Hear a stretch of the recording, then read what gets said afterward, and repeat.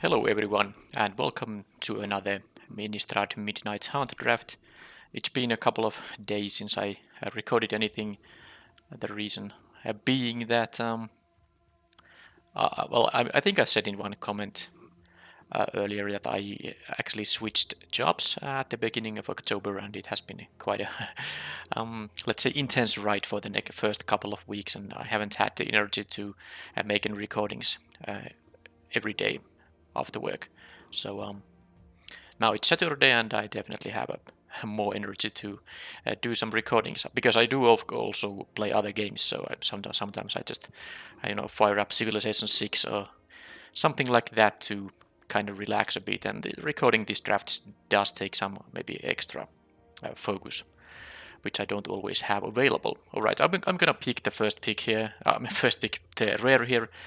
Catilda is pretty decent, of course. It is a green-white card, but it's fun to play with rares. This is not a bum rare, but it's a very strong one. If I get to do the green-white archetype, Dawnhut Mentor would be a great thing to get back, but it's quite unlikely actually because it's such a decent card in my opinion.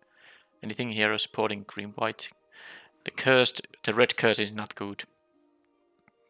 Did I say it's a premier draft? If I didn't, this is a best of one premier draft. Anyway, there's a decent red uncommon, another decent red uncommon, but how do I do it? The 4-drop uncommon is one of the good werewolves because this is really decent just with the front side, and it's only a kind of an extra bonus if you get to get the backside sometimes. This is really decent. The threat of activation for the first strike is really decent here for a 4-mana 3/4, and it also pumps the power of the creature. So I think I could take maybe something like I don't know, want to play pick the 5-drop here. Pestilent Wolf for the archetype I want to be drafting here, or Fangblade Brigand over things like Burn the Accursed. And I think I'll take the Pest card here, because it's possible black and white, green and white would be open, and then it would be sad to pass these good cards that I could eventually have in my deck. Okay, this pack does not impress me. There is a good black and white card, but really picking a black and white card after these ones, it's still possible. It's only pack 1, pick 3. You could easily take 3 cards that won't fit in the same deck, and that will give you a good opportunity to maybe draft the open archetype, hopefully also a powerful archetype. So I could take the Ambusher because I did take a red card. I could try to be a vampire focused deck. This is good, of course, when you have vampires. I also haven't drafted the black-red too much here. Maybe I'll take it because of the Fangblade. Past the Rite of Oblivion, the green and white cards are not good enough to pick them. So let's see. And then there's a Keswick Naturalist. There's also a Sunrise Cavalier. Now I would take these, out of these two gold uncommons, the red and white would be my pick, just because the red and green archetype is, you really need to hit a very powerful rares there, I think, because this card is of course very decent. But you don't really want to be red and green if you can avoid it. Right, so I think there is some, well, the Curse of Silence is not really a playable card, and these are not great, so I'm not sure if white is open, but at least there are some white cards here, so it's not completely cut here. Because I think I want to maybe take the Sunrise Cavalier, forgot about the Catilda here, and well, there's some green 2-drops, they are playable cards, but I really like this. This is a very strong card. Trample Haste for 3 mana, and then you have the ability to add those counters to any creature, not just on this specific creature. Alright, Waldering Stinger. That would work in an archetype such as this. I mean red-white. It is mostly an aggressive archetype. There is also a Festival Crasher. I think I had did I have a red-white? A deck focused on the Festival Crasher? I think I had like 3 of these guys, and it was really decent. But maybe with these picks I have here, I take the Vampire here. Also works with the Ambusher quite a bit better. So I'll take the Waldering Stinger. Try to be aggressive. I don't have to be red and white. I have only one white card for that archetype, but it doesn't seem black's open. But then I have the Stromkirk Blood Thief this late. That against, I mean, comparing to Celeste to Sanctify, which would work with the red-white deck here. I think I can ignore the Catilda green-white. I could have forced it, but the quality of the cards after the first pick would have been quite low in the deck. I don't really mind that I ignored the green-white archetype. But am I supposed to take the Blood Thief? Then I have because this is not that amazing, but in the archetype which features the vampires, it's a lot better, of course. And this is really not good. I think I'll take this one because now I can go red-white and I can go red-black, whichever is gonna give me better cards. The Ritual of Hope wouldn't be that bad, but I think whatever is the archetype going to be, the Lambhold Harrier is the pick. It's a 2-drop which I don't yet have, and it's not a, especially if you play the aggressive deck, which this seems to be, the ability to make things unable to block is going to be relevant at least sometimes. Yeah, I like the Hope. This would be great in the green-white archetype because it is easiest to get the carbon work in a green-white deck. And now this hurts me a bit actually. I didn't expect to the table the Dawnheart Mentor here, but I did. Well, I'm not taking it, but had I known this is here, I don't know, maybe but then again, the green and white cards in this pack, they weren't that good. If I forced green-white, I would be rewarded a bit by getting this here. I'm taking here either of these things. Maybe the Neonite Rush. I like it a bit because it's good because the one ping here is now I get these green 2-drops. I could have actually been green-white. Sadly, the cards in the middle of the pack weren't that great for the green-white archetype. Alright, anyway.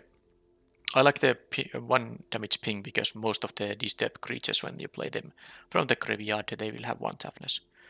At least quite a few of them. I don't know which I'm gonna take here. Probably I'm just ignoring the green-white. So Harvest-Tide Sentry. Now there was a storm. I mean, this red-blue uncommon. I don't know. Maybe I should have considered it. Because I could be blue-red here, but I kind of didn't pay too much attention to that. I maybe should have done that. Anyway, I take the Blessed Defiance. It's gonna be a reasonable trick in this kind of an archetype. And so is this. So red, white could be it. These 2 green 2-drops. I mean, these are completely playable 2-drops, and this just tells the story of how people don't care about drafting green in this set. This is quite useless because you don't. This is best of 1 draft, and this is really not a main deckable card. I mean, it would be. It's just has too many decks that won't have targets for it. But let's focus on here. First of all, Sunstreak, Phoenix, great because I'm definitely playing red. If something is pretty certain here, I'm playing red. It's also mythic rare, and oh, I forgot to mention in the beginning of the video, this is my draft number 20, and I think I'm gonna have at the end of the video the kind of set completion update. And regarding the set completion, I will pick all the mythic rares. I don't have at 4 copies. This card I have at 0 copies, so I'm definitely taking it. But of course you would take this no matter what. When you are red, I don't think there's a card you would pick over this thing. So it's really easy to pick this card now. Fantastic. Peak here. What else does the pack have? Actually, not that great. There's a Rise of Ants, which is good, and some pretty unexciting cards. I'm not sure if I had something. Was I in the middle of something when I opened this? I don't know. Whatever. I don't remember what I was talking about. Maybe that I could have maybe picked the blue-red card and then have the option to have the blue-red archetype. Now here. I have to make a decision now because there's a very good black removal spell and there's a really decent 2-drop for white. The thing is that the Sunrise Cavalier is the only white card I really care about. But then again, there's only the Stromkirk Blood Thief I really care about from black. So I think I might force the white-red now. It seems it will be more open in the final pack. Not sure though. I think I'll still take the 2-drop, and I will cut the Catilda here. Definitely not playing that. And now at least I get a borrowed time here. And the black options, well actually the black options are not bad here. So if I went that route, I could pick some of these black cards and be pretty happy about it. But anyway, the borrowed time is a really high quality removal spell, so I should take that. The Village Watch, I think I had 2 of these in one of my decks, and I really wasn't impressed by it at all. 3 toughness is too low for a 5-drop here. In this case, when it doesn't have an actual evasion, only haste. Anyway, let's take the borrowed time here and forget about the Stromkirk Blood Thief. How about this pack then? There is another Festival Crasher, but I'm not sure that this deck will have a very high focus on the instants and sorceries. Currently I have 3 of them. I don't think any of them has even a flashback. Oh, I'm probably not playing the Mask, but I will leave it here for now. Alright, I'll think the Famished Foragers is the card I might want to have here. I don't just like the Celestus Sanctifier that much. I have 1 Stolen Vitality, 1 Blessed Defiance. I think the decision is between the 2-drop here and the Foragers. I think I'll take 1 Foragers now. Alright, 2-drop is going to be the choice here pretty easily. There's these good green cards. I mean, Hound Tamer is just a very fantastic 3-drop, but yeah, I mean, the development team or whatever, the people that designed the sets, maybe they could have had some better focus for green in this limited format. It's just sad that these such high quality cards are so late, because green is really a color that at least the green red combination. I think blue green is good, black green not that amazing. White green I think can be good, but yeah, the green is on average not really that impressive. Okay, focus on the options here, because I could take any of these. Well, I won't be taking the Infiltrator here over these things, but Chaplain of Alms or Cavern Trapper, both are reasonable. I think I do like the Disturb creature slightly more, because the 2/1 first strike part is quite nice here.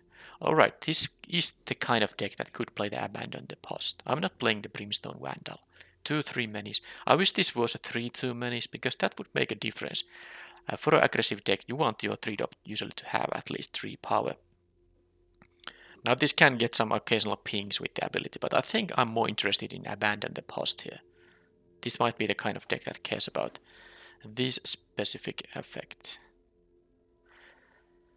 Alright, so nothing really of interest. I have 1 Unruly Mob, and to be honest, I don't necessarily want to play even that one, but I might have to if I don't get more 2-drops. Pax Betrayal, I'd rather have the card I just took. I don't know, I'm not gonna play any of these. This is best of 1, there's no sideboard considerations, I just take the uncommon. Don't think I'm gonna play any of that. Now, do I have a hole in the 3-drop slot? I guess there really is, because the only 3-mana creature, well, at least I have 2 actually, yeah.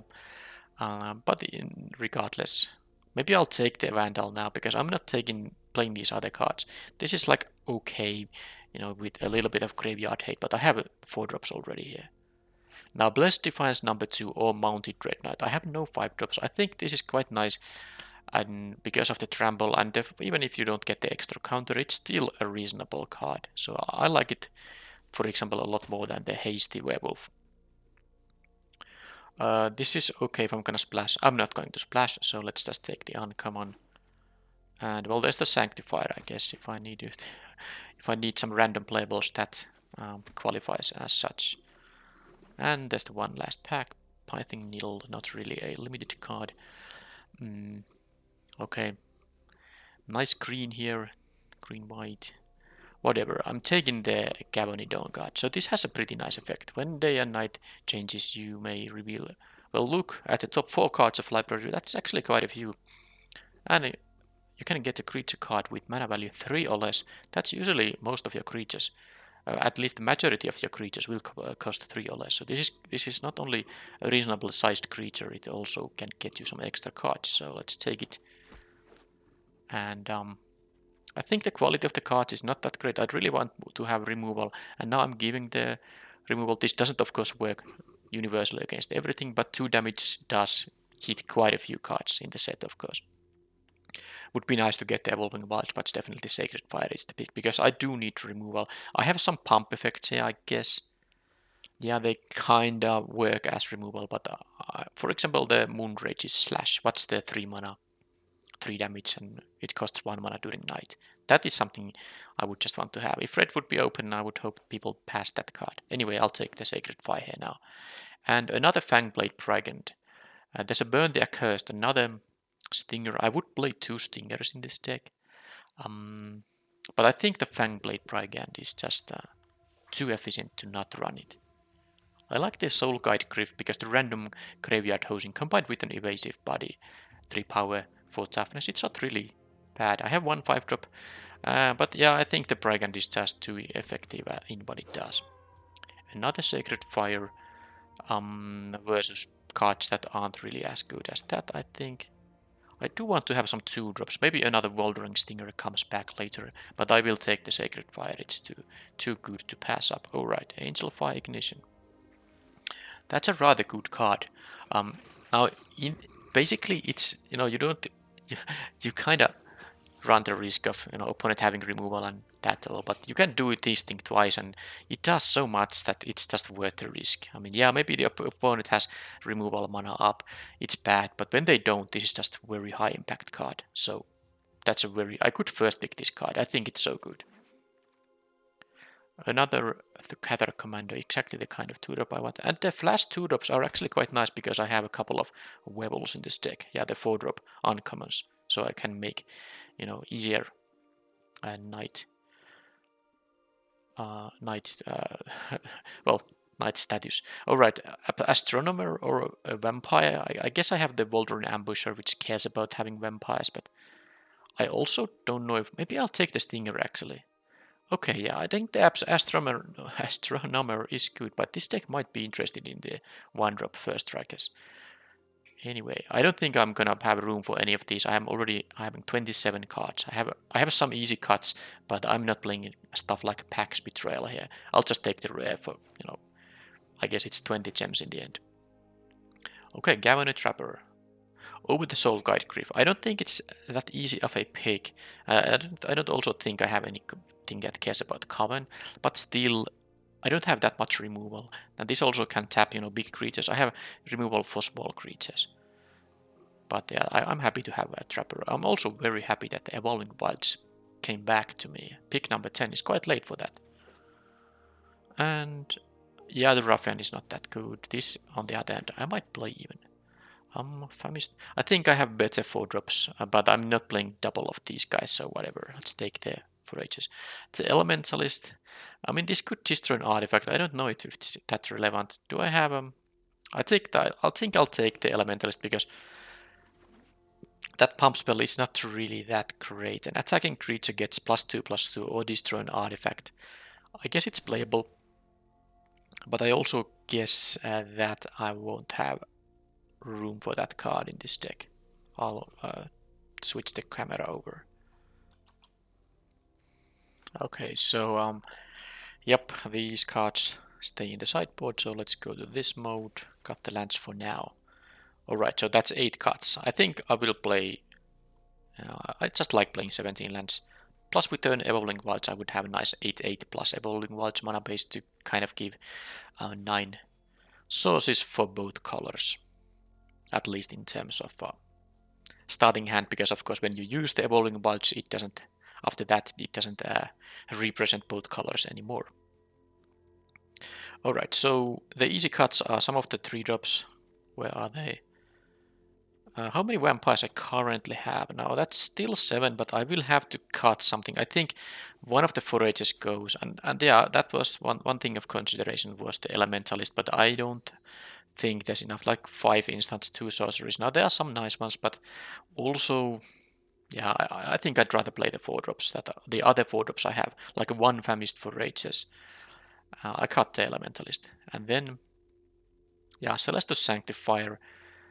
I think I still don't care about the Brimstone Vandal even that much. At least this thing has 3 power, which makes it sometimes a little bit better. And also, this day-night cycle change effect might be slightly better than this. Then again, 1 damage within an aggressive deck is good. But I will cut the Vandal at least now. Maybe I will cut something else. So let's see the actually type creature here. So how does my creature curve look like? I don't want to cut too many of these. I want to be able to, curve out. But they are... Okay, the head switch is masked. That's definitely a cut. I do like the idea of playing the abandoned past here. But some of these I have to...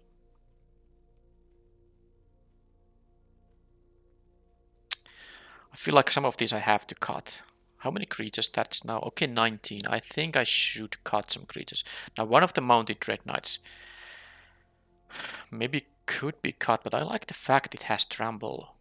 It just won't be able to, you won't be able to jump block it. This will deal a bunch of damage here.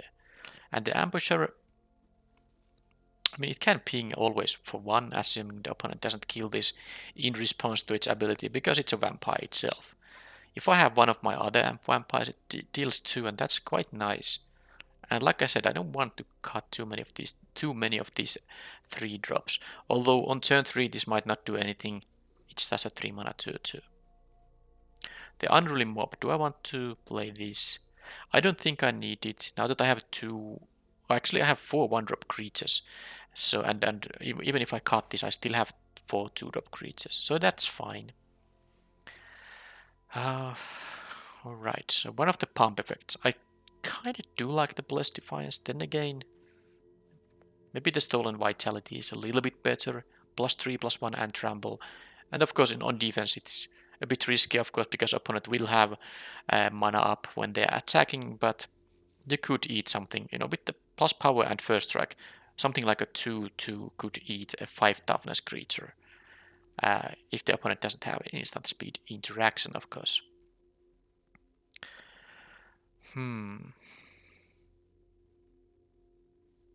Maybe the Famished Vorages is just... I mean, I'm feeling like I'm cutting these vampires, and then they're less impressed about the Waldron Ambusher. I think this thing is better in a black-red deck, because then also the black cards can support this. Because of course white doesn't have vampires, so it's not going to be easy to make this work. So maybe I should just cut this Famished Vorages, then I can cut this, because I won't have that many vampires anymore. And then just... well, I guess I could play 16 lands, but I won't do that. I want to hit my land drops. I want to, especially if I play 2 5-drops, and I think I will. I want to have 17 lands. And now the Blessed Defiance might be the card I'm gonna cut here. The Abandoned Post is... it is interesting, because I think the decision is between the Abandoned Post and the Blessed Defiance. I'd rather play the Stolen Vitality than the Blessed Defiance, so that's kind of not in a consideration. I don't want to lose any of my creatures. This is still an okay creature curve.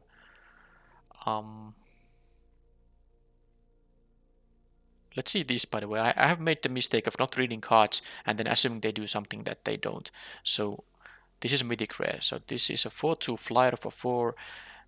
It starts the day-night cycle when it enters, and then... okay, if this is in a graveyard when the day becomes a night. Okay, so this just comes back fairly easily, actually. When this dies, it's not that hard to, get the... leave 2 mana up and make the day-night cycle happen. Okay, pretty good. Now I know what it does. Alright. Yeah, there's a consideration to just cut a 5-drop. But I just maybe want to play them. I don't know. Could be a bit greedy. Do I need to abandon the post when I have these kind of heavy hitters here anyway? That's also something I could maybe consider here. I guess in the end, maybe I don't need it. I have similar cards like the Angel Fire Ignition. Sacred Fire, when I hit 6 mana, I can get additional uses. Maybe I don't have to be that quick in the games. How good the Waldering Stinger is at this point then? Do I care about attacking for 1 anymore? And I don't even have the Vampire synergy here. Things really change now. Because I feel I might want to play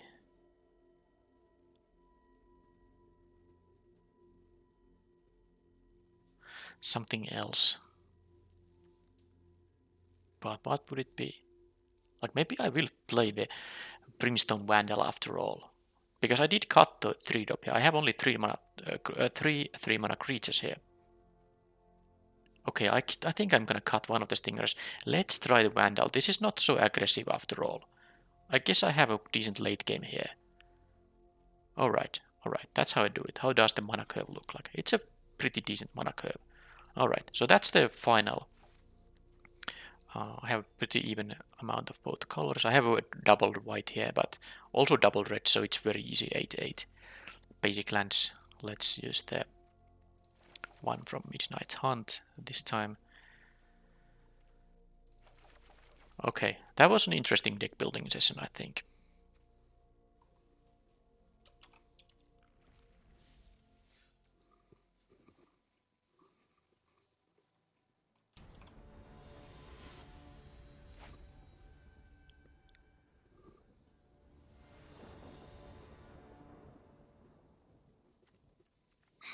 Okay, on the play, look at this. If I can hit another mountain by turn 4, this would be a 1, 2, 3, 4. Wow, fantastic hand. Opponent does mulligan to 6.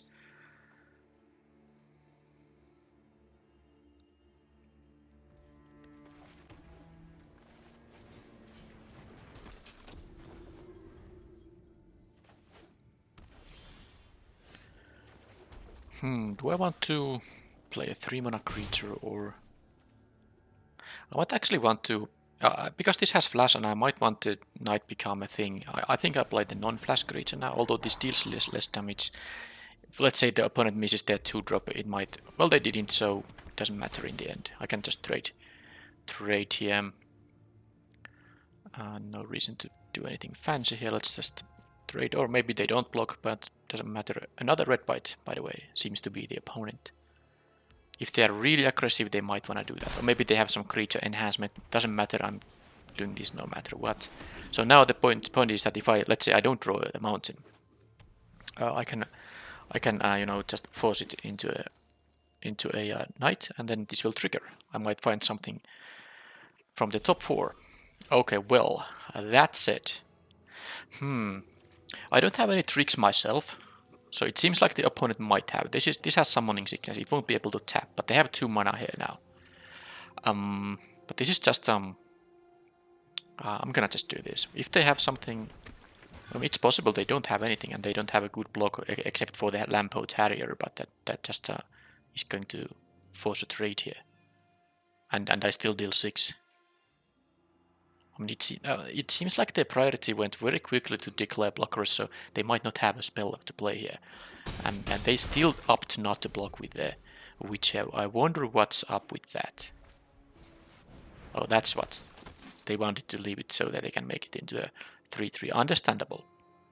So they have a 3-4 and a 3-3, which actually is gonna work pretty well against me. Now, I could make it into a knight.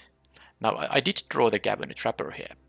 It would be a nice, you know, kind of a turn cycle, play this and then play this, but this 3-1 isn't doing even anything. And I'm gonna play this anyway. The Tapper doing a little bit, but it's more important to maybe just get the +1/+1 counter and potentially a card from this thing. So I think there's no point attacking now. If I attack with everyone, they can block the Lampot Harrier, they can eat one of the 3/3s, block the 1/1, take what 3, they're at 6, and I lose 2 creatures. Not worth it. So let's make it into a knight, and I will get the counter. I have to select a target for this anyway, even though if I stack them differently, I would still need to choose this target for this thing first. So who's gonna get the counter? I think it's gonna be the Dawn Guard. It has Ward 1, so if they want to keep tapping it, they have to, you know, have another, use another mana for that. And I get a Cathar Commando, conveniently. I can play it right away, although I had one other in my hand. Now, if they double spell, yeah, I can actually double spell on my next turn. Now, if I will draw a mountain, I will just play the Phoenix here, but if I don't, they have a 4-3, be my guest. Now, they can fly with that thing, but they can't really afford to do that.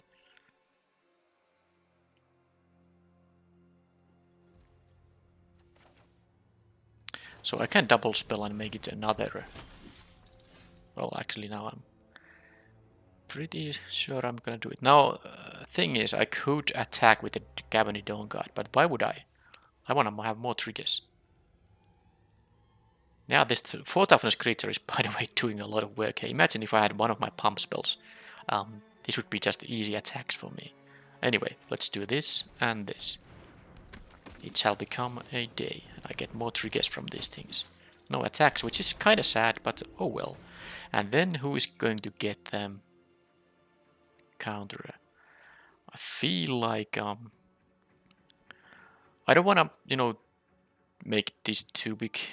I think 4/4 is enough. I don't want to give it a counter to the Cavalier because it's the card that keeps granting me those things. So I think one of the Cathar Commandos, so that it can actually trade with something here. So yeah, let's do that. See if I can find another creature here. Of course I can start tapping their stuff too. So Menace. Huh. Maybe I'll take this one that will ping them because 9 life is actually. I mean, I could have better card draws with the other one, but I think the ping for 1 is good too. Okay, so they have a Dawn God as well. So I think the 4/2 is just going. Oh, the 4/2 is going to probably trade with something. Now this doesn't give first strike on the offense. It does give. Trample though. But now they are probably going to. Let's say first how they are going to tap, because they might tap something. They choose not to tap, which could be an indication that the last card in their hand is something that does something at instant speed.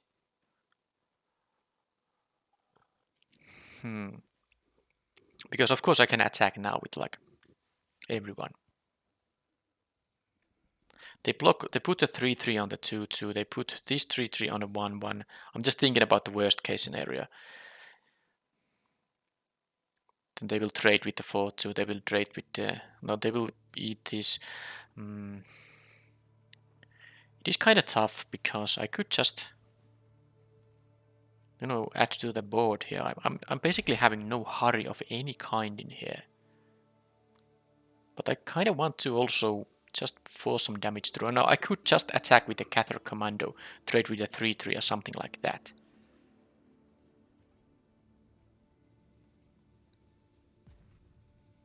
I could also attack with the Dawn Guard. It will trade with the 4/3.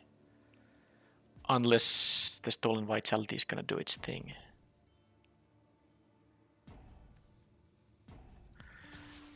Fine. I'll do like this, and maybe I will use the Stolen Vitality here. I just wish they don't. Yeah, I don't know. They didn't tap anything. I guess they didn't care about the tapping. What could they have? They could have a Stolen Vitality of their own. That's like the worst. If I'm gonna use my own Stolen Vitality, because yeah, the Forages is gonna block there, and then the Witch is gonna block the Commander, right? Seems pretty easy blocks on their part. Now this thing is a vampire, so if they have the +3/+3, and or is it like +2/+2? Anyway, the thing that makes humans indestructible. So I think the only nasty thing they can have, they can't have removal for this. They don't have the mana for it, I don't think. So they could have a Stolen Vitality of their own. That is the problem here.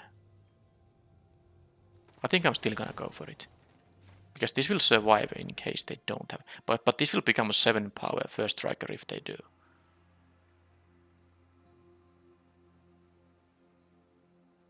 And then it's a 2/1. Discard to draw. Alright, well that's definitely not bad. They take even 4 damage here. Now that was great. Okay, now I think they're in trouble. They had only the Cathar Commando. They have a Fangblade Dragon. Now they don't have more red sources, by the way. They can't activate the first strike here. So now, alright. Well, I guess I never needed the 4th land. This is actually a good lesson in how important it is that you don't have a lot of like 4+ mana cards. Sometimes you really get stuck to 3 lands. And look at this. Even though I have expensive cards in my hand, I have been able to operate the entire game with just these 3 lands. These were the lands in my starting hand, by the way. I drew. Well, I still have drawn, yeah, like what, 8. Couple of cards I got with the Dawn card, but that's a lot of draw steps when I didn't draw a land. Right, so if I attack, well, let's see, Angel Fire Ignition, they're gonna tap the thing. Oh, they can't actually tap this thing because it has ward 1. So I can make it into a 6/6 Trampler. That's gonna be 4. They have to block with something. Okay, well, I'm definitely doing this now that it's the only kind of logical target for it, because I guess this thing has ward 1/2 now, but it could be blocked with a 3/4 when it's a 3/3. So this is the thing I need to do, and they even don't care about it. I guess they were really not in a good shape, but then again, they had those 3/4s. So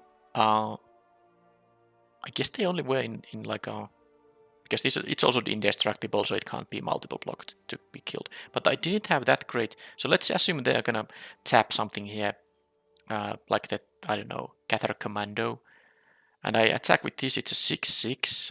They have to block it with something, and they have to basically jump block it because it will kill whatever it's blocking. But if I attack with something else, I think they have good blocks. I mean, this Dawn Guard blocks this thing, absorbs 3 damage, they go to 2. And then they tap one of these guys. They can just eat the rest of these guys with the 3/4. So I think they had like a chance here. Well, anyway, I was gonna draw the mountain at some point and get my flyer. And I had my own tapper, and the target creature can't block and all that. I was most likely going to win there.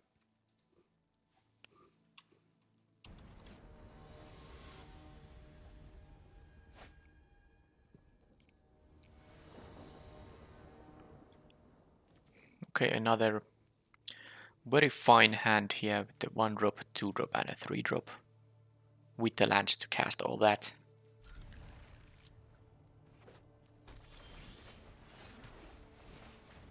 Now I can cast my Phoenix if I draw it. Blue and white. Okay. Yep. Just play the 3/4. Sorry, 3/1. Oh, they have now no land drop here. That's not good for them. Got the Cavalier here for attacking for 6. This could be soon over if they miss their 3rd land drop again. I even have a Borrowed Time and a Wandering Stinger. So I can force another 6 damage here. Well, they did have their land drop, so I think that's the first thing they had to have. Because it would have even become a knight, and then, I get the counter from this thing. But now they have 3 mana to try to deal with this stuff. And I have the Borrowed Time. I have also the Tapper, but I mean, if they play it like pretty much any 3-drop, why wouldn't I just play the Borrowed Time and the Wandering Stinger here? It doesn't seem like anything else makes as much sense.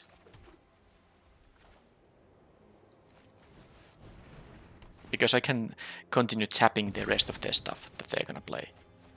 And on the next turn, what I can do, because I have the lands here, I can activate this once and tap a creature, so I could deal 9 damage, which would be just lethal here. So if they tap out on a creature, that's not an option for them.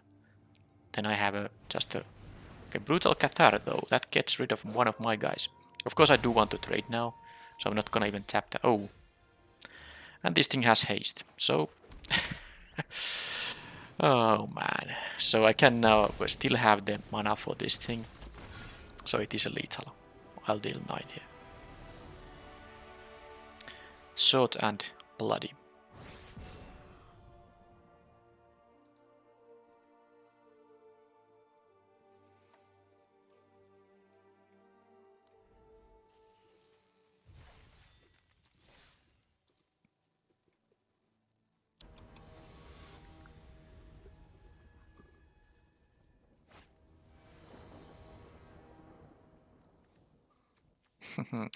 This best of 1 hand picker in action. 3 consecutive games. Each of the starting hands have been 3 lands and both colors available. I don't have a 1-drop this time. Well, I don't count this as a 1-drop, but it's still a good hand, of course. Awakener. Okay, there is a 1-drop here. Which won't be that relevant until later in the game, of course, because paying 2 mana to tap something is really expensive. But it's still fine. They don't have a 2-drop. Well, they could have another 1 mana card, of course, which they do. But they do this in main phase. I'm not really sure they... because it's an instant. Alright. Yeah, they're gonna eat this thing. Well, then they are. It's gonna become a 4/4. Can't do anything about it. It's a really good card. They only need a land drop. That's an untapped one. And even the 3/1 won't help here.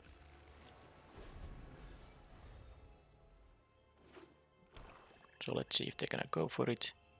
Not gonna tap it, of course, because I have my commando here.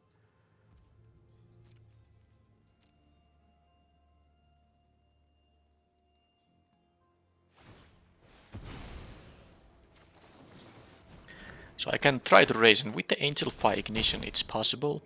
But of course if they have any interaction. Well, now my hands are kind of tied. I could also choose to start tapping here, but that's not really the way to victory. Now I'm playing against blue-black that has 5 cards in their hand. They're gonna draw another one. So what is the likelihood this thing will survive the turn? I think not high, but I mean, attacking and tapping doesn't seem that great either. I'm gonna want to use this right now and get to deal the 5 damage here now. And I'm assuming this is gonna die right now. But it was like the only reasonable thing for that turn. It's not like the 3/1 is gonna be that great against the 4/4. Now I could block, but I'll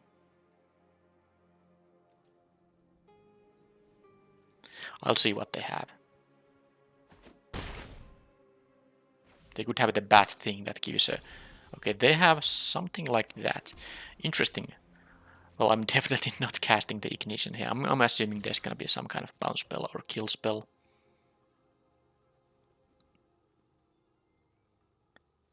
They are not just taking 5 here. Yeah, Revenge of the Drowned. No big surprise there. I don't want to draw this thing. I have my own another Cathar Commando, and I have mana for this. Yeah, decline this. They get the Decayed Zombie, and I will tap the 4/4 and play my Cathar Commando. Although there is an option that maybe I don't tap the 4/4 here. Well, I'm happy they do this right away. I'm gonna tap the Ecstatic Awakener number 2 because I wanna have the counter for this thing. This being a 6/5 is a big difference here now. Because it can block the 4/4s. Now if they have more interaction, then I will just lose. But that's how it goes. The blue-black archetype is really good. Oh, by the way, they have the rotting. Yeah, I kind of forgot that's a thing. But, oh well. I don't think there really was an opportunity to use this. But yeah, I can't get another use from that one now. But that was always going to happen at some point. I don't think there was a... Yeah, I don't regret using it once here. At least they don't have the 3 mana to use for the Ecstatic Awakening right now. Let's see if I can actually... they still have something for 2 mana, so yeah, that's just the blue-black. You can expect a ton of instant speed action there. Now the problem here is, of course, that they might have a bounce spell on this thing, and then it's gonna be horrible.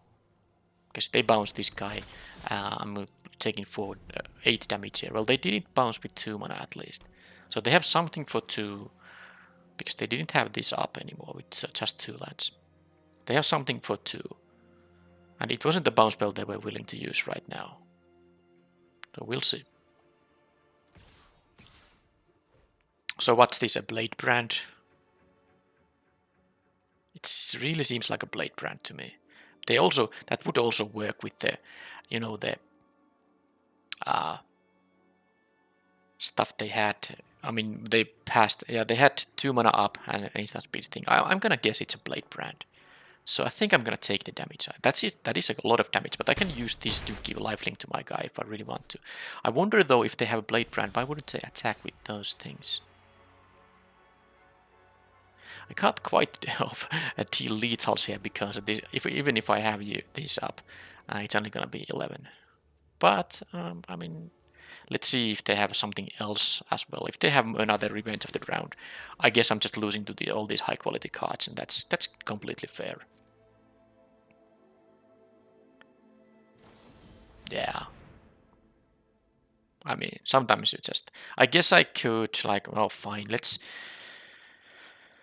try it, but that's really... I mean, I can't tap a guy, and they still have what I assume to be a Blade Brand in there. But I don't really think there's a lot of chance for me. I guess I can tap one of these and kill one of these with the Plus Defiance and the Catherine command. A Corpse Gobble. That works too. So that was the card they were holding. Okay, that was the card. It's not a Blade Brand. I assume they would have just... because they attack a 4-4 into my 6-5. So maybe they had a Corpse Gobble. They thought that when I block, they will sacrifice that. Yeah.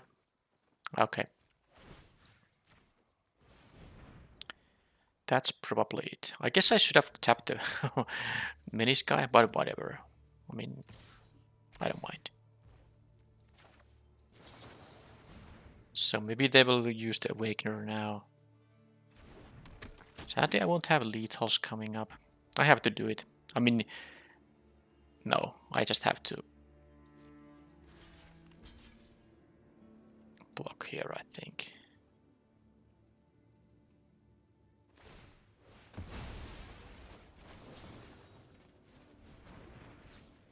I get the 1-1 at least. Get some life here. I have the Tapper. I have these guys. They have a Corpse Gobble though, but it costs 5 mana flashback. But they have also Falcon Abomination. Okay, so the opponent has...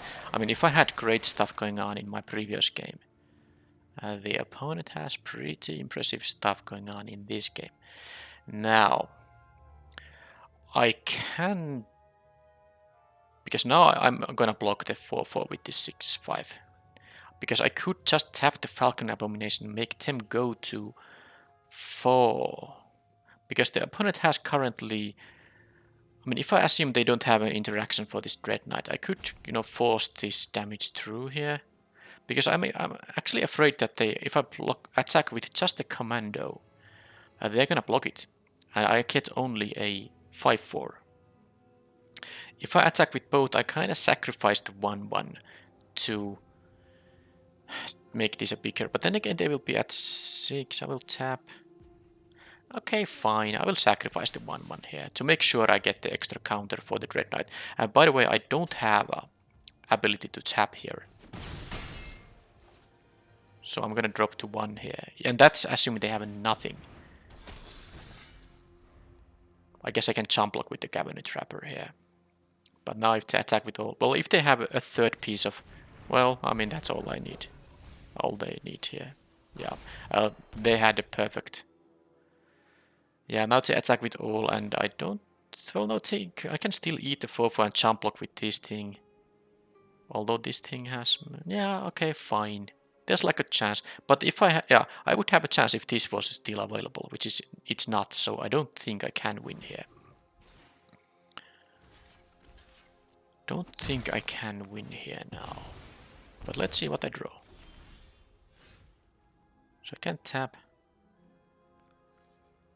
And they have the Corpse Gobble still up, and whenever a crit... yeah, this is such an amazing 6-drop. Is there really a way here to do something? Now, they have the double block capability. So let's say if I tap down like the 4-4... no, if I tap down the 6-6 now...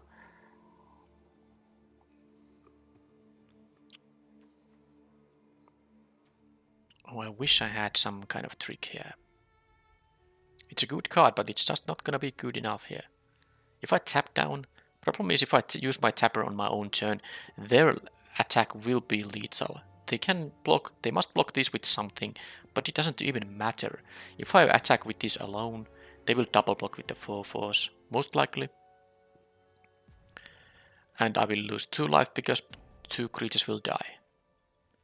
Then I can tap like this guy, they attack with these. They have Corpse Gobble. I mean, I don't see really a way to... I mean, I can't just attack with this, not tap anything. They will double block it with these. Then I have to tap this guy. I can't play this. But how do I push through here? I don't know. I guess this is the only... I mean, I can't use the tapper right now. That is the thing here. So let's kill the menace guy.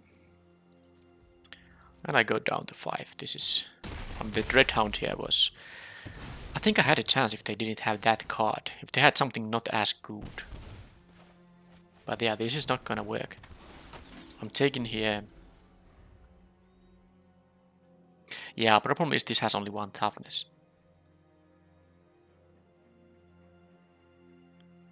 I guess I have to tap the wig. Okay. Yeah, well that's enough. I mean, that's just... they never ran out of stuff to do. And they even had, you know, when they had the 6 mana available, they had 6 drops and 5 drops. And so they had the kind of perfect cards for in terms of how much mana they have available. That was a very good deck for the opponent, of course. But I had a good chance there. I just didn't... I barely... I mean, I could have won if it was slightly different draws from both players.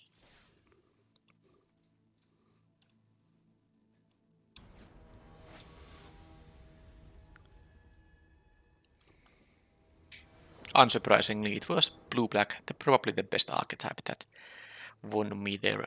Now this hand, I'm on the play, this time it's only 2, and if I had, of course, Plains and a Mountain, or a Wobbling Wilds and whatever, it would be a keep with these spells, but now the problem is I need white here badly to do anything. Only that Lambhold Harrier could be played here. So this is a mulligan to 6. I also have 1 double white card, which might not even be ever happening here. Alright, this is not great, but it's fine.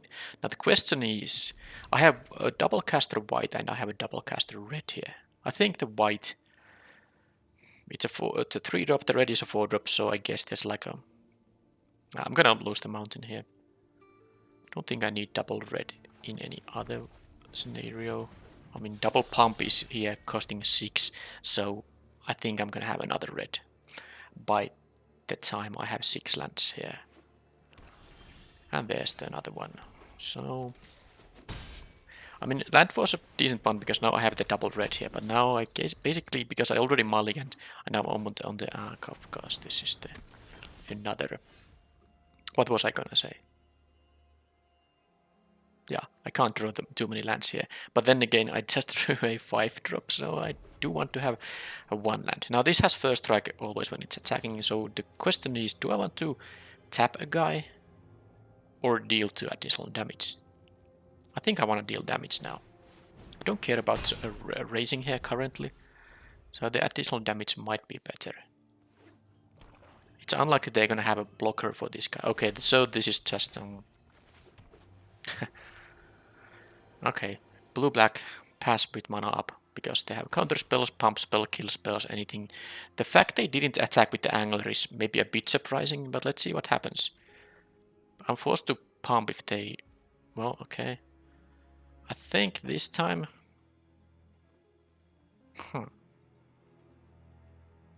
This time I'm not actually pumping, because it feels like they might have a pump spell, bounce spell.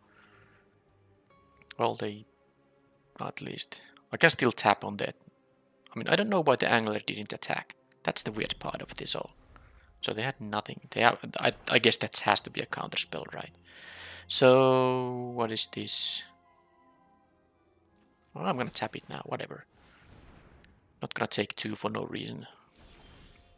I didn't expect them to play anything because they're clearly holding a counter spell there. Now I can attack for 3 and leave the tapper up.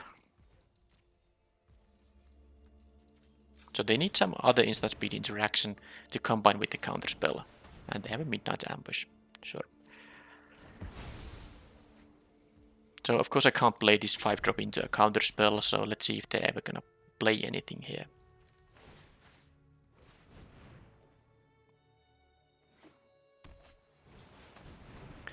Digraph Horde, so I have a window to play the Dread Knight here. And that, I guess. Not gonna try to get the counter, that's just way too much to ask. This 5-4 will dominate the board. I can tap this thing, But let's see, they have 5 cards in their hand, so the chance they have kill spells interaction. What do you think? Is this gonna survive this turn? Or maybe the turn cycle, because they might also have instant speed interaction. Unblinking Observer. Well, that's a fairly, irrelevant card here now. So, can they have a discard effect? Do I need to land in my hand for anything? Guess I'll just play this.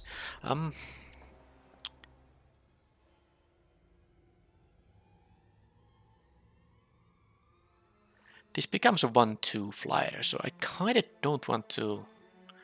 I guess I don't mind trading with the Horde and the Unblinking Observer. But I would have to tap now something. And I would tap the Angler. Of course I can't tap this because then they can double block with the 2 power guys and this will still die.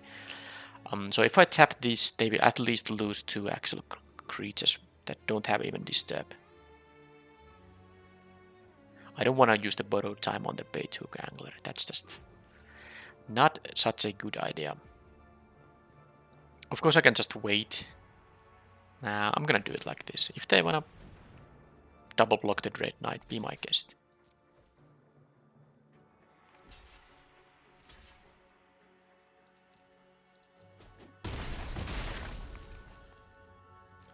And now of course they might have the return target creature card from graveyard to hand. But that's just how it goes. The blue-black has so much good tools in this set. Yeah, so basically... just want to concede because I know I'm not winning here. Because look at all this the opponent has here going on. They can even attack randomly with the 3/3 here. Because they can. Stolen Vitality, okay. Fine, let's attack. Maybe they will block. Because it has first strike by default. So there's like a... But then again, they can just use this thing again. It's such a... yeah.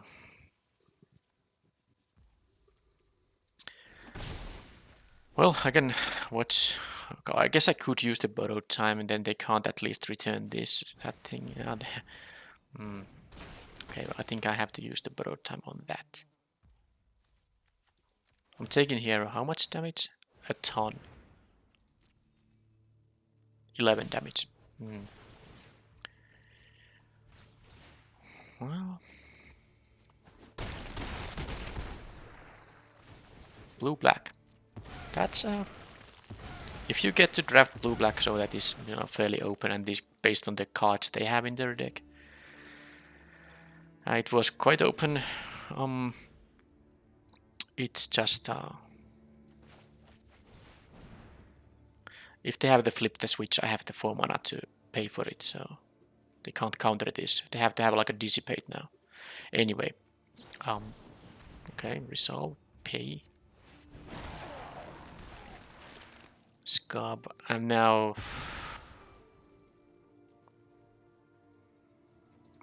I don't know what was I saying. Something about the blue-black, how good of an archetype it is. Because I'm just... I mean, they will attack with all. I will block the 1. Well, they won't be attacking with the 2/1, but they will attack for 5 here now.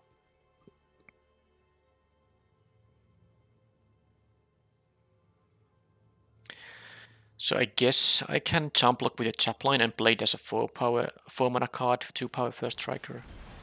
Another crawl. Do the... no, that was the flashback. Alright, anyway, now that I can't eat the 2/1 here. I have to do it like this. Don't have mana for the Blessed Defiance. I wish I did. At least the Decayed Zombie went away. There's like a very small chance that if they just draw lands and I draw exacties here that I need, who knows, maybe I can win here. Anyway, 7 mana, this takes 2. I have the Blessed Defiance. So I can play the Celestus Sanctify. I can also play this and the Blessed Defiance. That is...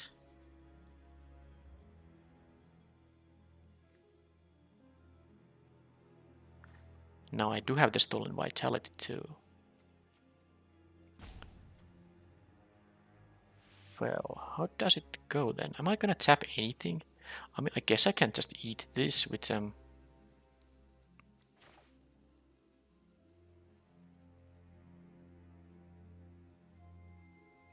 mean, I guess I can try to go all in here. Make this into like a very, very big life linker here. I mean, I play this and leave this up. The opponent will know something is up because I won't be tapping while I have 2 mana up for the stolen vitality. So I don't like that too much.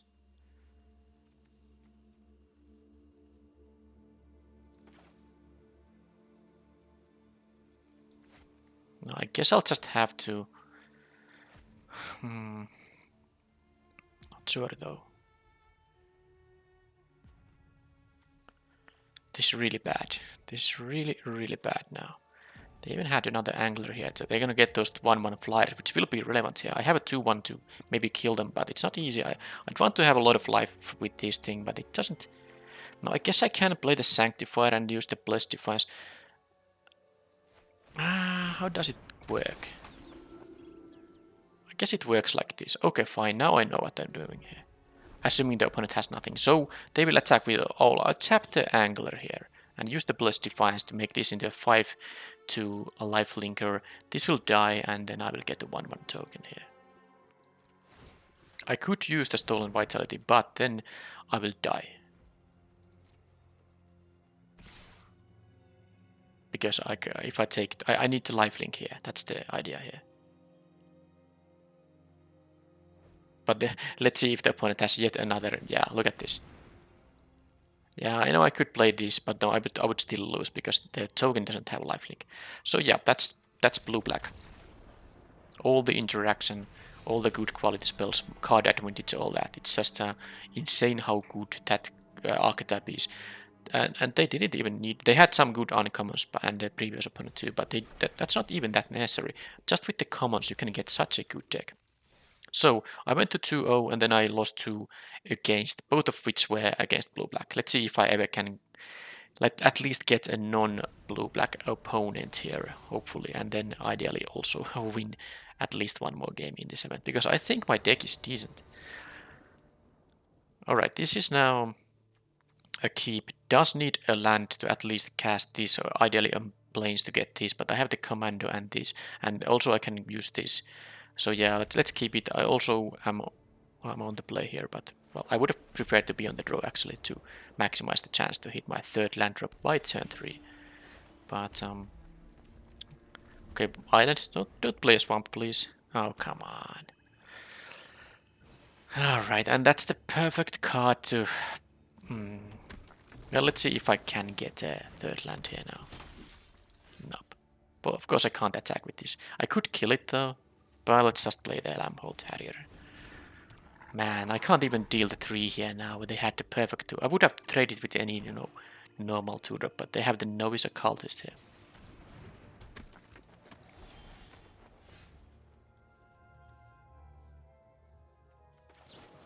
Yeah, so not only I'm playing against yet another blue-black, I also am actually missing my land drops here now. Well, that was only 1 missed land drop, but hopefully I can draw a land now.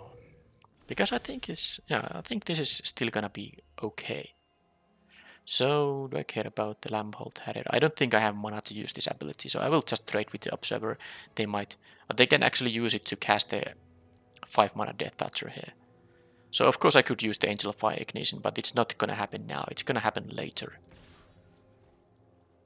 Let's say they are not interested in casting the Disturb creature on the next turn, so they will just trade here, which is fine. And here, I guess I could play the Menace guy, but then again a 3/3s. This has also Ward 1, so let's do it. Which is really sad how the Novice Occultist here works. My Cathar Commander basically does nothing here for as long as this is here. I guess at some point I will use the Ignition on it, who knows. But anyway, the main idea is that I drew the land, so I have a chance here now. They can kill it, but it takes 1 additional mana, so like a defenestrate. With 4 mana is still a kill on here. And now if this opponent has the instant speed interaction, they don't wanna pass the turn without playing anything. The main phase Geist Wave here. They just bounced that guy. Alright, that's just, I mean, they buy time. So they are missing land drops too. This might be a...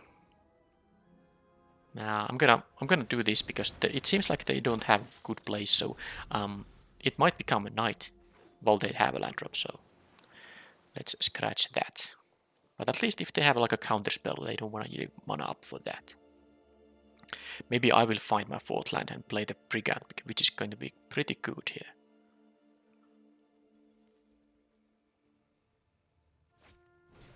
Gale Drifter. Okay, so another Brigand instead. So this is interesting because I of course don't want to. I mean, this is like the disturb creatures. They are just, you know, they are 2-for-1s if you have the time to use them, and they definitely do now.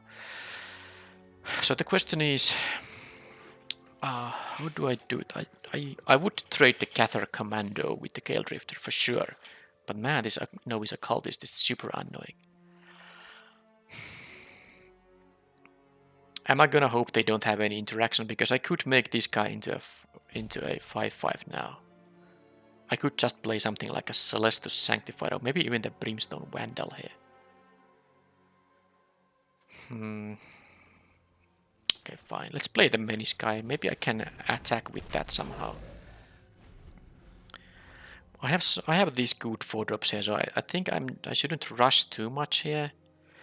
They have 18 life, so the Angel Fire Ignition won't be relevant in any time soon. I mean, even if I get to deal 5 additional damage. The problem is that even if it permanently grows the creature, I'm playing against blue-black with a lot of cards in their hand. They're gonna be able to deal with the creature.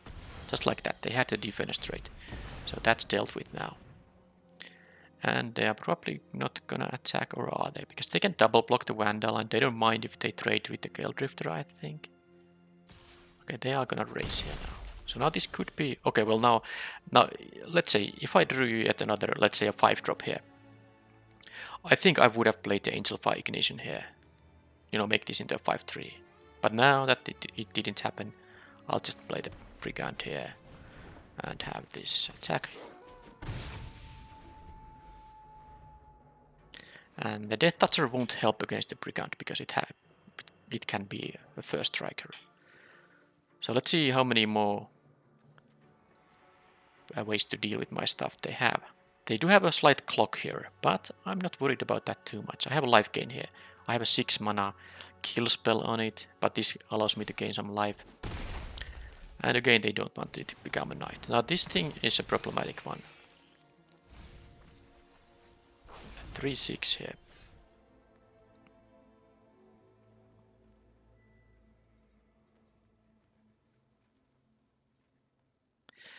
Sadly, I can't.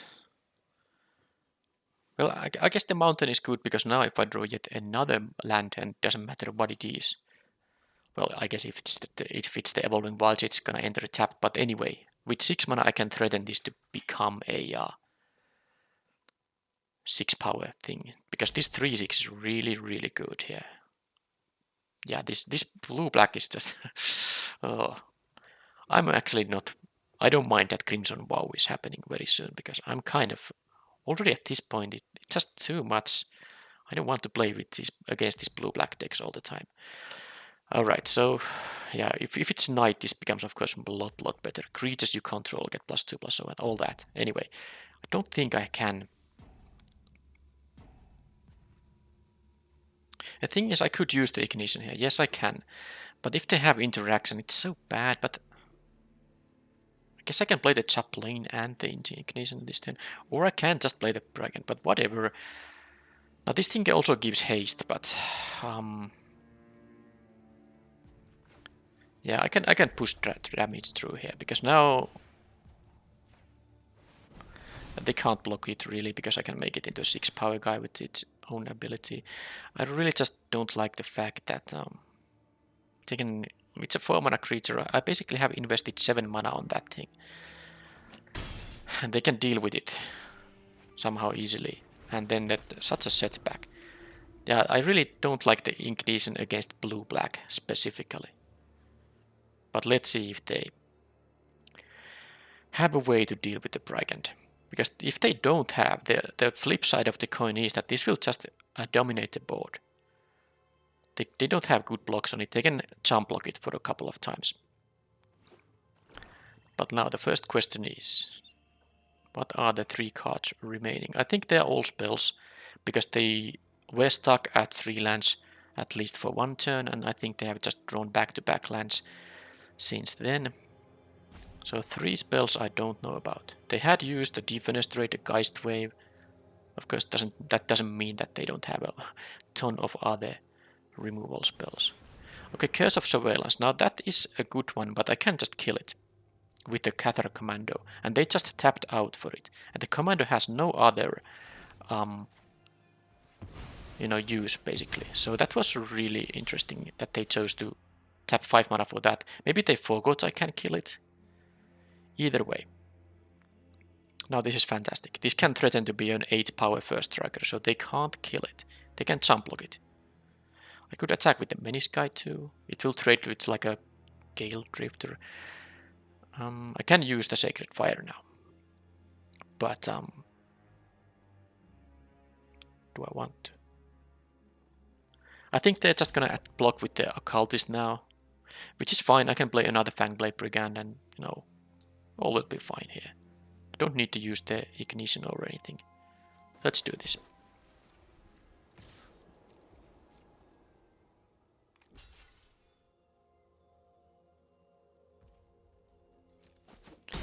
They get a card, draw I lose 1 life, and then I will have another one of these high impact guys here. Hopefully they don't have the 5 drop that exiles both of these guys. Yeah, actually I want to use my flashback spells before they find, or they could have the rotten reunion, I guess. Okay, that's just gonna die to the Sacred Fire. So they didn't have the, this is now when they didn't seem to have the interaction for these guys. They are gonna have a bad time now. So I don't think I'm gonna pre-combat anything. Unless I want to Angel Fire Ignition, but then again, this thing gives haste too, so I could play the Celestial Sanctifier and make it a hasty 5 power attacker here.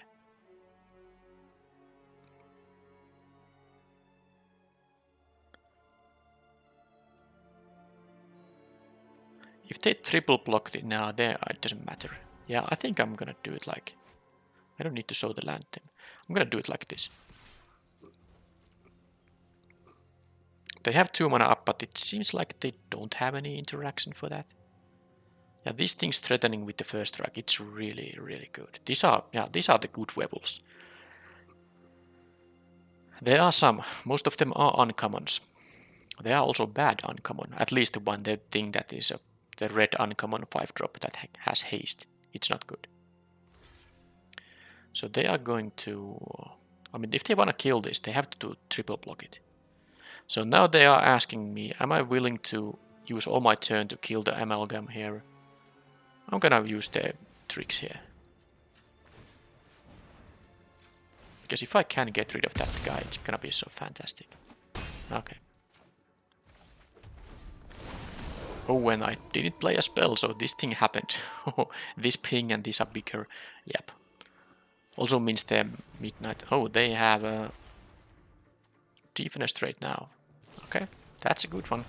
That's a good mythic rare, but I think it's not necessarily enough. They did double spell, but so it's a day again, but that also means that the Brimstone Vandal is doing some critical stuff. Now I think I just win here. Because this has menace. So they can't block all of these. They don't have lifelink. Nope. And I can, so basically they are at 1 because of the Sacred Fire, and this is a menace guy, so yeah, this is very simple math here. I win here because they are tapped out and they don't have a lifelink. No matter what they do, the Sacred Fire will win the game for me.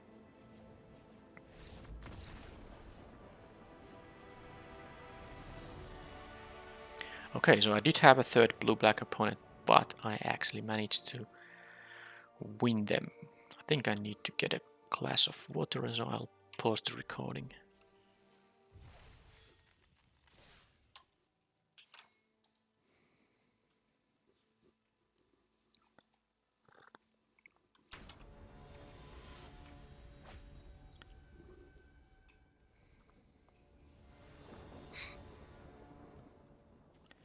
on the draw, but it's a fine hand. Am I gonna... The Cabinet Trapper isn't that useful, you know, early in the game, so I think the Evolving Wilds, unless I draw a mountain right away, because I might want to use the Sacred Fire on turn 2. This is obviously keep here. But if I don't draw a mountain, I think it's gonna be the Evolving Wilds. Yep. I wanna kill this before it can turn into a 4/4. Is this a blue-black or is it like a white-black or something? Don't play an island. Okay, white-black. It's still an impressive archetype. Now, they didn't have a 2-drop, although they could have a flash 2-drop.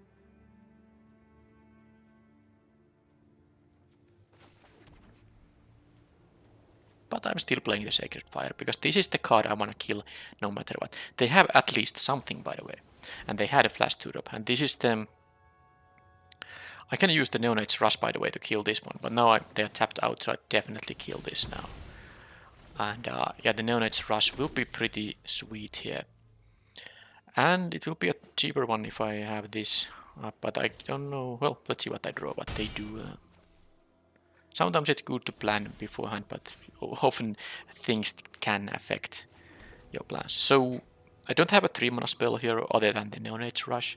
I could play the Stinger and Trapper here. Next turn it's most likely going to be the Brigand. Well, maybe they kill the Stinger. I think I'm gonna play these, not the Rush yet, because I don't want to use the Rush when they have mana up. They could save it with something. I'd rather just get rid of this guy. This only has first strike when attacking, but that doesn't mean I'm not gonna block here, if given the option. Okay, especially now that they have another one power toughness creature. So I'm just going to block trade here. At least try. I'm not taking 6 for fun. And they have that thing, which is really good. But they are nowhere near Coven, so I should play just my 3/4. I also have a Tapper and all that, but yeah, I mean, I could play one other spell, and yeah, not good. I can't even rush and tap because the rush would cost too much. Now, I haven't been able to play this card in this event. It would be sad to not get the option to do so. But this is now the turn when they deal with my Brigand, and I'm gonna be at 9 life. But instead they had nothing, not even a spell to cast.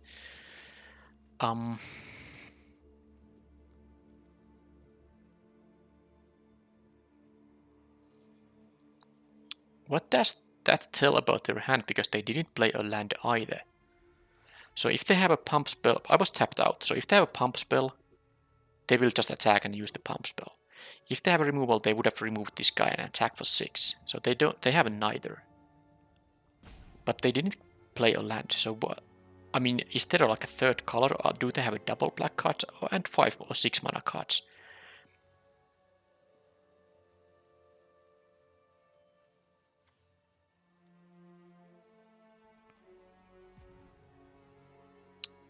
With the Stolen Vitality in my hand, I think now I would love to have I mean, I guess I play the Neonate's Rush here now, because it does seem like they don't. Oh, but they do have something. Okay, so do they have a removal spell? They didn't. Why wouldn't they use it? I don't know. Let's see what they have, because they definitely have now something. This has no target, so they have a priority stop for something. But if it was a pump spell, they would have attacked, right?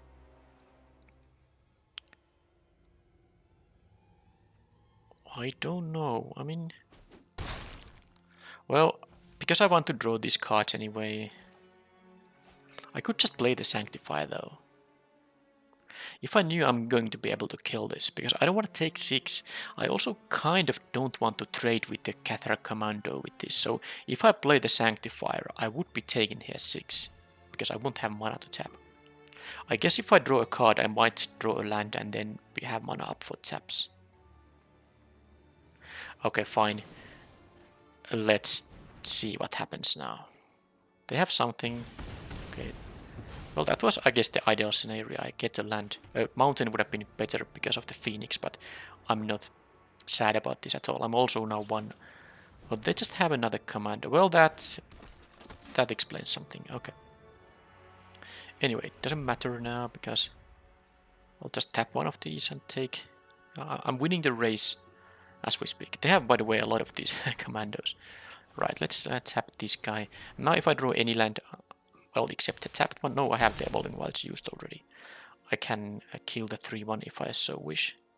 Are they gonna double spell? That's the only way to make this smaller. They have only 2 cards left though. Although a flashback spell would work.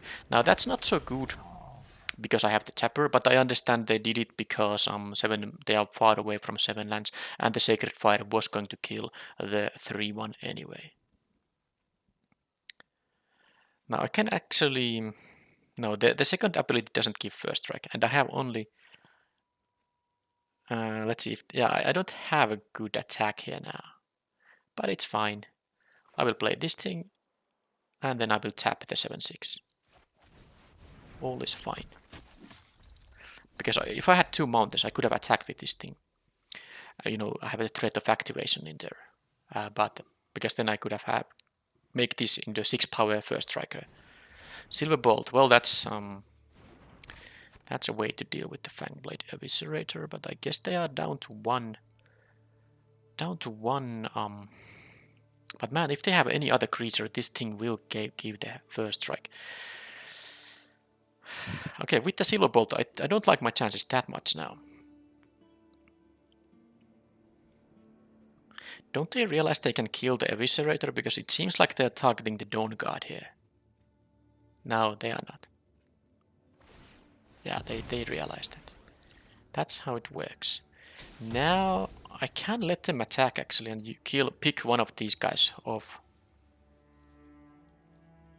I mean the 7-6. Actually, I'm gonna give them the opportunity to attack with the 7-6 because I don't think they have anything with the 1 white mana. I'm now hovering over this just to kind of bluff here because this will give +3 and first strike, so this is actually not so bad. This kind of play. Oh, it has menace.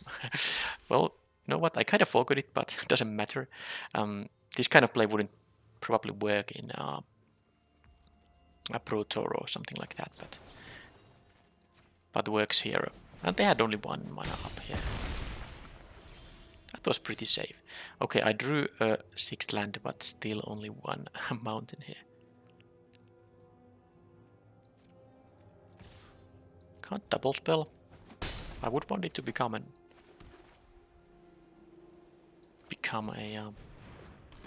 day to trigger this stuff, but whatever. Currently I'm winning, but let's see. They have 2 cards. Now anything that has only up to 2 toughness won't survive the Sacred Fire. And if I draw a land, it's most likely... I guess I have 3 planes still left in the deck. I have the Evolving Wilds here, so I have 8 and 8. Yeah, 3 planes. All the other lands will be mountains, and I have 7 of those. And definitely a mountain would be a good draw here. So, and I can cast all the other cards. This is the only double red in the deck. So I have only 3 complete blank draws. They are 3 planes. 3 out of 24. Let's hope not to get one of them. I did not, and it is fantastic now. So I can now just attack. See what happens. They seem to have something up, but it's not like I'm gonna not attack here. Yet another flashy 3-1 maybe. Okay, let's play the Mythic Rare. And I can still tap. They might have a kill spell on the Trapper, but they are not gonna deal 9 damage with this guy, right?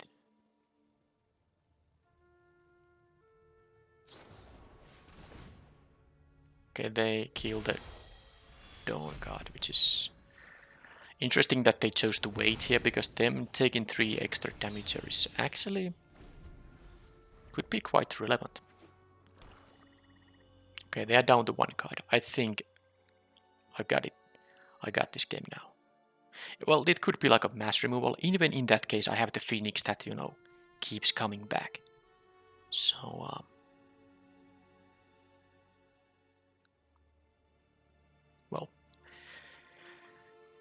Let's see.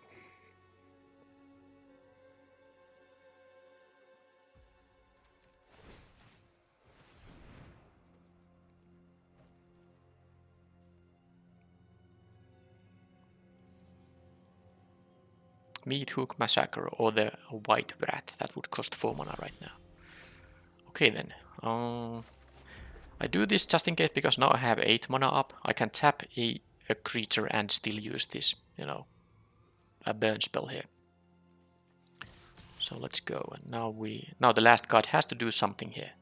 And it has to deal with the Phoenix specifically because otherwise this is... Okay, that gets -5, -5. Right.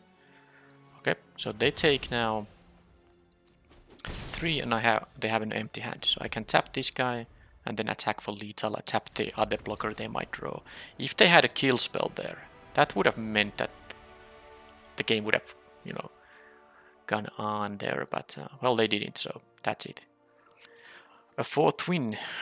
How about that?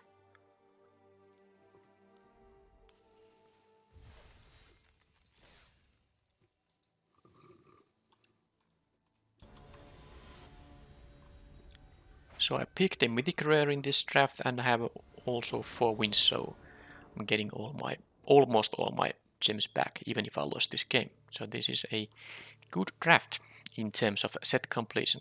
Opponent mulligans, I'm on the draw with a decent hand, not a great one, but of course a keep. I do need a second red here at some point.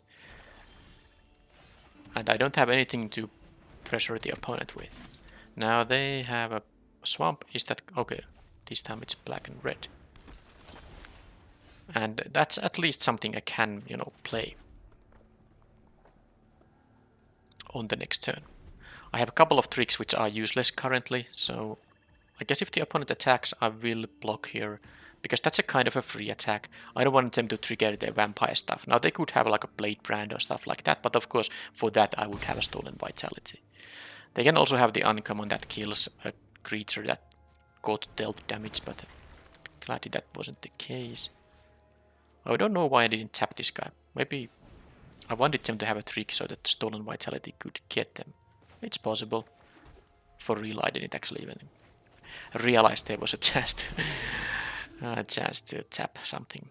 Alright, so now the hobbling zombie. I wouldn't want them to get the vampire triggers. Okay, they do that. So that thing is the thing that's gonna win them the game, right? Oh, they have their kill spell too, eaten alive. Well, morbid opportunist. That wins games. So they are getting... Every turn that's when something dies, they will get the card.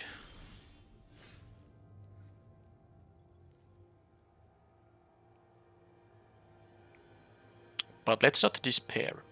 I definitely don't want to use my tricks so that they actually, you know, lose creatures, because I don't want to give them any additional draws. But what I can do here is... I kind of want to not use the tapper here. Problem, of course, is that the opponent isn't going to attack with the opportunist, right?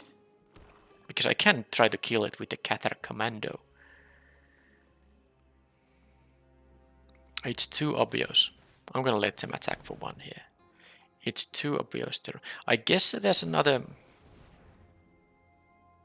Do I want to make a 1/1 token for myself? It could be relevant for the Mounted Dread Knight, so I guess I'll do that. Fine, let's do this too.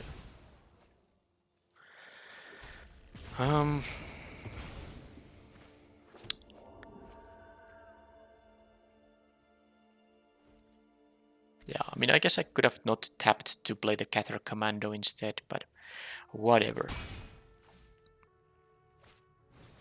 Yeah, they still have a Bat Whisperer here, right? I have the Fangblade Dragon, but this thing, of course, has Death Touch. So even if I drew a land, I wouldn't be able to connect with this guy because they had the Bat Whisperer. Yeah, this game is all about the morbid opportunist. It has drawn them like, what, 3 cards? At least 2. So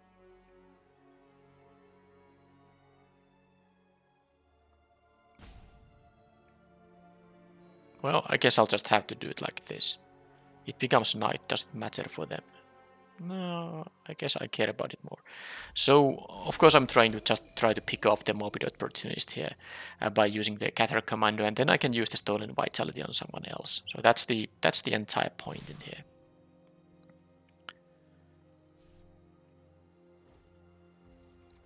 But let's see them have another piece of removal here or something, and I can, I guess, concede at that point. This card is just insanely good uncommon. They have a midnight ambush here. So I guess the good thing is they draw another card, but I get to kill the opportunist here. I take only 6 damage here, so... Or maybe I don't get to kill it because it's possible.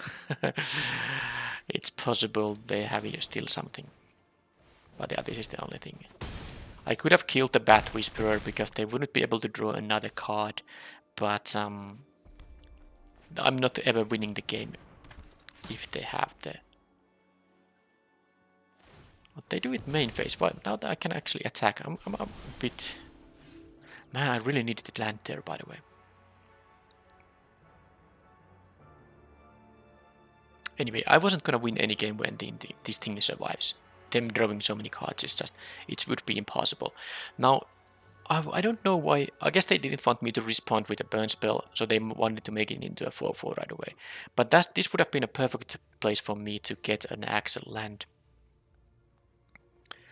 And make this into a 6-5, and then if they wouldn't have, you know, anything, only the Howling Zombie would be able to attack.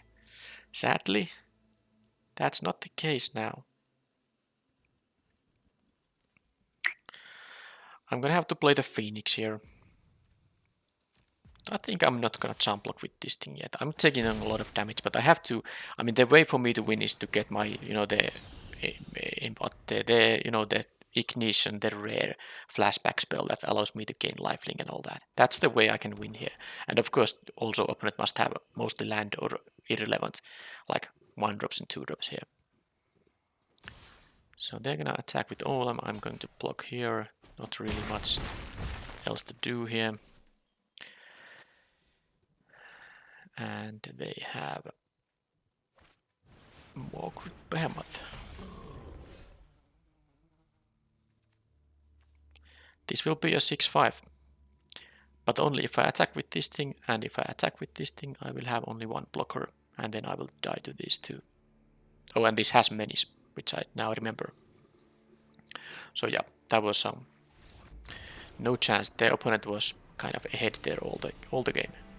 But I'm still happy about the outcome of the draft. I mean, it would be nice to get those, 5, 6, 7 winners at some point, but I guess it just no longer happens to me for some reason. Maybe people have gotten, they are better drafters than they used to be, or maybe I'm worse than I used to be, because this is more like the kind of the best result for me. It has been for quite some time now.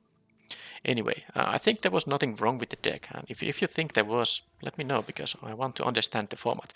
I will still draft the format enough to, to complete the set, or at least get to as close to set completion as possible. So I'm not going to stop drafting, even though my lack of uploads might have given that kind of an impression to you, but that was only because of the, I explained in the beginning of the video, I just didn't have the time or energy to record videos, and then it's better to not record them at all if that is the case. So yeah, I did like the deck. I even got to play this in one game, and yeah, the Sunrise Cavalier, really good. I think this is one of the better of these golden uncommons in the set.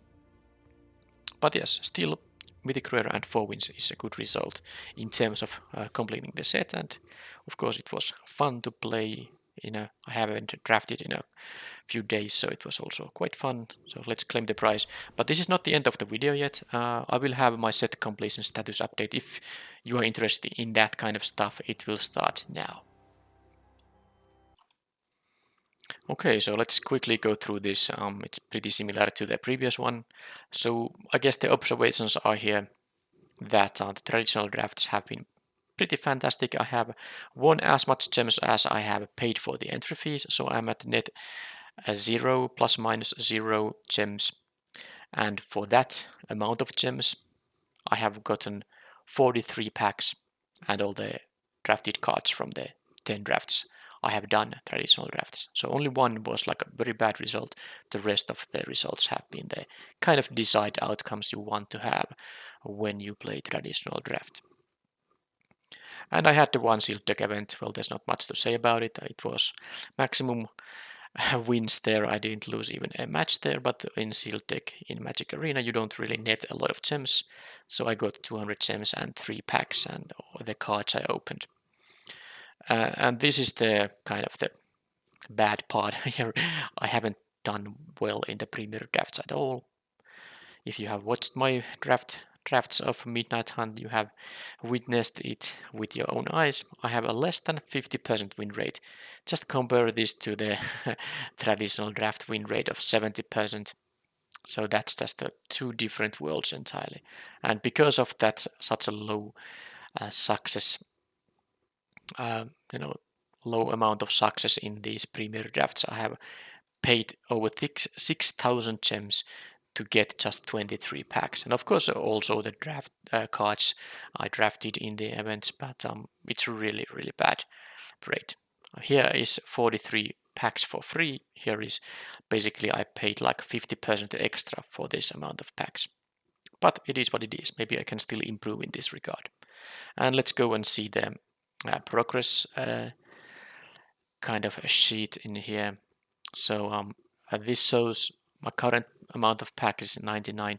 My current number of mythic rares in my collection from Midnight Hunt is at 25, and this is the estimate that if I would open these I would get around 13 extra mythic rares, and therefore I'm at roughly at almost 50% set completion. Of course the lower rarities will be completed before the mythic rares, so this is the only thing I actually need to track here.